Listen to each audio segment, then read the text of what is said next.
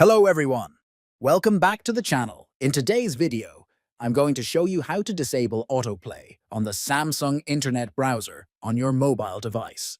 This is a simple process that can help save your data and prevent videos from automatically playing while you're browsing. So, let's get started.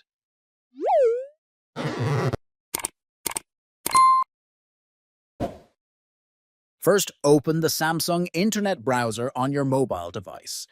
Once you're in the browser, tap the Menu button, which is located in the bottom right corner of the screen. It looks like three horizontal lines. In the menu that appears, scroll down and tap on Icon Settings. Once you're in the Settings menu, scroll down a bit and tap on Useful Features.